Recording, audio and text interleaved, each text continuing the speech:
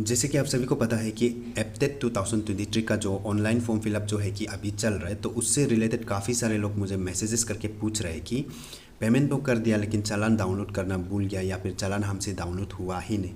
तो इसका प्रॉब्लम का सॉल्यूशन निकालने के लिए आज मैं इस वीडियो को लेके आया हूँ। तो आपको मेरा हर बात को ध्यान से सुन के समझने की कोशिश करना है और वीडियो को लास्ट तक देखना है, ठीक है।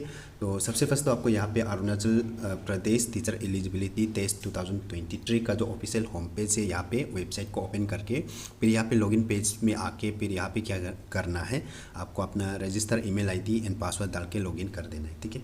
तो लॉगिन करने पर आपका कुछ इस प्रकार से आपको नज़र आता होगा। तो यहाँ पे हम कहाँ जाएगा, यहाँ पे चालान यूजिंग जी ग्रास, ठीक है। तो यहाँ पे गो वाला बटन होगा, तो गो वाला बटन पे हम क्लिक करेगा। तो वहाँ पे जैसे ही क्लिक करेगा तो कुछ इस प्रकार से आपको देखने को मिलता होगा। फिर यहाँ पे हम जब अपना चालान पे करना होने से तो हम यहाँ पे विदाउट रजिस्ट्रेशन वाला में जाके हम पे वाला ऑप्शन पे क्लिक करके वहाँ से जाके पे करता था, ठीक है। तो अभी मेरा पास चालान ही नहीं है तो आगे प्रोसेस भी हम नहीं कर सकते, तो हमको चालान तो चाहिए ही चाहिए, ठीक है। चालान को अपलोड करना होगा। तो उसके लिए यहाँ पे नेक्स्ट पे आपको यहाँ पे सर्च चालान का ऑप्शन है, यहाँ पे गो का बटन पे हम क्लिक करेगा, ठीक है। तो वहाँ पे जैसे क्लिक करेगा तो यहाँ पे कुछ इस प्रकार से फॉर्म ओपन हो जाता है। तो यहाँ पे आपको क्या क्या चाहिए, डिपार्टमेंट, तो आपको यहाँ पे काफ़ी सारे ऑप्शंस होगा ड्रॉप डाउन ऑप्शन पे क्लिक करने पर। तो यहाँ पे आपको state council of education research and training, जिसको हम शॉर्ट फॉर्म में SCERT करके जानता है, उसको सिलेक्ट कर लेना है। डिस्ट्रिक्ट तो आपका पापुमपारे आ जाएगा और आपका बैंक भी SBI ई-पे होगा और अमाउंट आपको डालना है। आप जैसे कि आप सिर्फ एक पेपर अप्लाई किया है बोलने से तो उसका अमाउंट अलग होगा और दोनों पेपर अप्लाई किया बोलने से उसका अमाउंट अलग होगा, ठीक है। तो उस चीज़ को आपको डालना है और आपको दोनों में से कोई एक कंपलसरी आपको चाहिए, या तो आपके पास GRN होना पड़ेगा, वो भी एक प्रकार का नंबर होता है।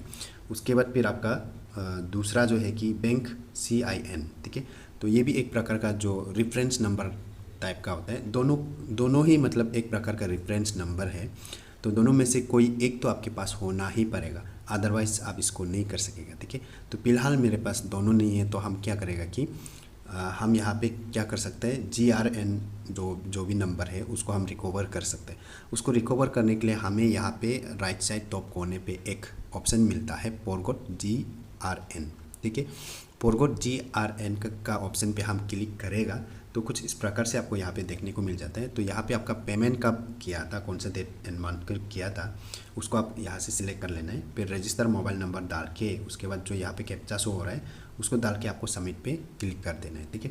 तो जैसे आप सबमिट पे क्लिक करेगा तो आपको यहाँ पे आपका जो भी GRN नंबर है वो आपको यहाँ पे शो किया जा रहा है। आधा मैंने यहाँ पे बंद करके रखा हुआ है प्राइवेसी एंड सिक्योरिटी पर्पज़ के लिए। तो यहाँ पे अमाउंट भी शो किया जा रहा है और स्टेटस में सक्सेसफुल भी दिखा रहा है, ठीक है। तो आपको यहाँ से GRN नंबर को आपको कॉपी कर लेना है, या फिर पेपर में भी आप लिख सकते हैं और यहाँ से आप इसको कॉपी कर लेना है, ठीक है। तो कॉपी करके आपको वापस जाना है। वापस जाने के बाद ये वाला जहाँ तक आता है यहाँ तक वापस जाके फिर यहाँ पे बाकी सारे तो फिल हो गया है, तो आपका जो भी कॉपी किया वाला GRN नंबर को आपको यहाँ पे डाल देना है, ठीक है। डालने के बाद फिर कैप्चा को आपको यहाँ पे डाल के फिर आपको सर्च का बटन पे क्लिक कर देना है। तो आप कैप्चा वगैरह डाल के जैसे ही आप सर्च बटन पे क्लिक करेगा तो आपका स्क्रीन पे कुछ इस प्रकार से आ जाएगा और आपका GRN नंबर यहाँ पे शो किया जा रहा है, अमाउंट एंड स्टेटस सक्सेसफुल करके भी शो किया जा रहा है। तो आपको क्या करना है कि यहाँ पे जो आपका GRN नंबर है, इस नंबर पे आपको क्या करना है, इसी नंबर के अंदर पे वो मतलब PDF जो इसी नंबर के अंदर पे होगा, तो आपको इसी नंबर के ऊपर टैप करना है, ठीक है। वहाँ जैसे ही आप टैप करेगा तो आपका जो चालान है वो यहाँ पे डाउनलोड हो जाएगा और हो जाने के बाद यहाँ से मतलब चालान जो ओपन होगा, फिर चालान ओपन होने के बाद इसको आप जो सेपरेट से फिर आपको अलग से डाउनलोड करना होगा। यहाँ राइट टॉप कोने पे आपको डाउनलोड का ऑप्शन दिखाई दे रहा है, तो वहाँ से हम इसको डाउनलोड कर लेगा, ठीक है। फिर डाउनलोड करने के बाद उसके बाद फिर आपको या तो आप पूरा कट करके वापस से लॉगिन करके आप जो अपलोड कर सकते हैं। जो मैंने इसका अप्लाई करने का जो फॉर्म फिलअप प्रोसेस जो मैंने वीडियो बना के रखा हुआ है, तो इसके बाद फिर उसको देख के आप जो आगे का प्रोसेस को कर सकता है, ठीक है। तो आई होप कि ये वीडियो आप सभी के लिए इन्फॉर्मेटिव लगा हो, और अगर मेरा ऐसे वीडियोस से आपको मेरा मेहनत नज़र आता है, तो मैं आपसे बस एक ही बात कहूँगा कि आप मुझे सब्सक्राइब करके सपोर्ट कर सकते हैं और आपका नियर एंड डियर को भी करने दे सकता है।